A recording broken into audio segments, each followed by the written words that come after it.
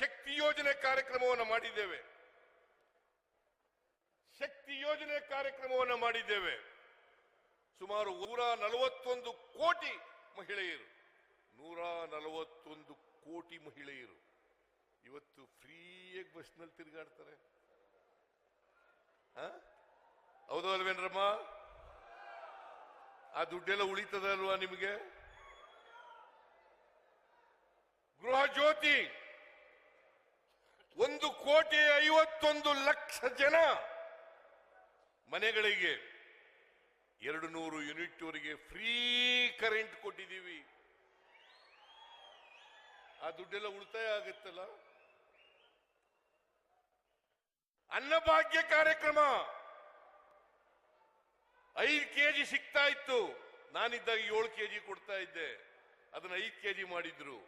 ನಾವು ಅಧಿಕಾರಕ್ಕೆ ಬಂದ್ರೆ 10 ಕೆಜಿ ಕೊಡ್ತೀವಿ, 5 ಕೆಜಿ ಕೊಡೋದು ಮತ್ತೆ ಅಡಿಷನಲ್ ಆಗಿ 5 ಕೆಜಿ ಕೊಡ್ತೀವಿ ಅಂತ ಹೇಳಿದ್ದು. ಈಗ ಅಕ್ಕಿ ಕೊಡ್ಲಿಲ್ಲ ಕೇಂದ್ರ ಸರ್ಕಾರದವರು. ಅದಕ್ಕೋಸ್ಕರ ಹಣ ವರ್ಗಾವಣೆ ಮಾಡ್ತಾ ಇದ್ದೀವಿ.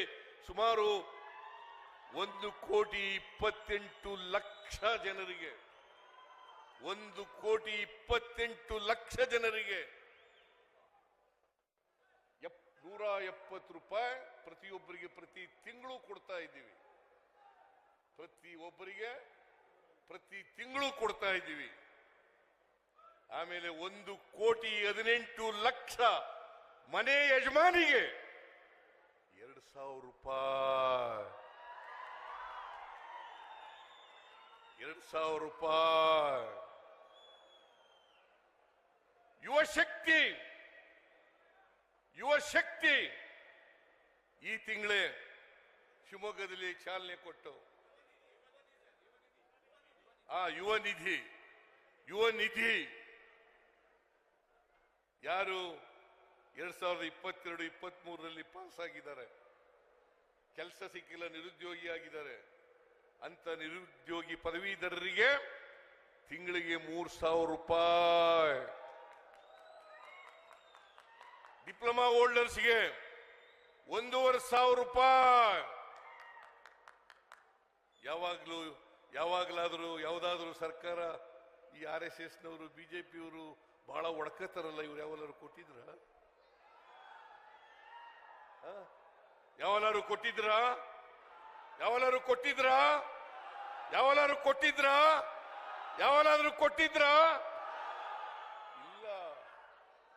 ಇಲ್ಲ. ಸಿದ್ದರಾಮಯ್ಯ ಸರ್ಕಾರ, ಕಾಂಗ್ರೆಸ್ ಸರ್ಕಾರ ಕೊಟ್ಟಿರ್ತಕ್ಕಂಥದ್ದು ಅನ್ನೋದನ್ನು ಮರೀಲಿಕ್ಕೆ ಸಾಧ್ಯ ಇಲ್ಲ. ಅದಕ್ಕೆ ನಾನು ಹೇಳ್ತೀನಿ, ಯಾರು ಸಂವಿಧಾನವನ್ನು ವಿರೋಧಿಸ್ತಾರೆ, ಯಾರು ಪ್ರಜಾಪ್ರಭುತ್ವವನ್ನು ವಿರೋಧ ಮಾಡ್ತಾರೆ, ಯಾರು ಸಾಮಾಜಿಕ ನ್ಯಾಯ ಮೀಸಲಾತಿಯನ್ನು ವಿರೋಧ ಮಾಡ್ತಾರೆ, ಅವರೆಲ್ಲರೂ ಕೂಡ ನಮ್ಮ ವೈರಿಗಳು. ಇದನ್ನ ಸ್ಪಷ್ಟವಾಗಿ ತಿಳ್ಕೋಬೇಕಾಗ್ತದೆ.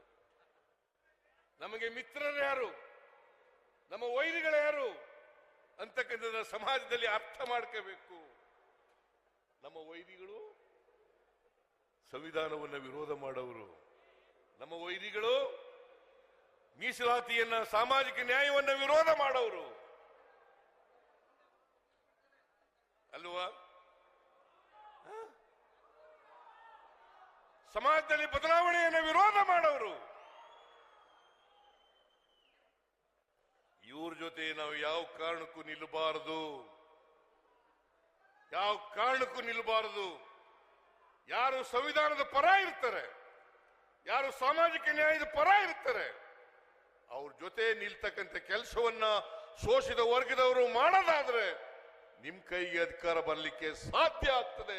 ಇಲ್ಲದೆ ಹೋದ್ರೆ ಇಲ್ಲ ಅಂತಕ್ಕಂಥದ್ದನ್ನು ಕೂಡ ಬಹಳ ಸ್ಪಷ್ಟವಾಗಿ ತಿಳ್ಕೋಬೇಕಾಗ್ತದೆ.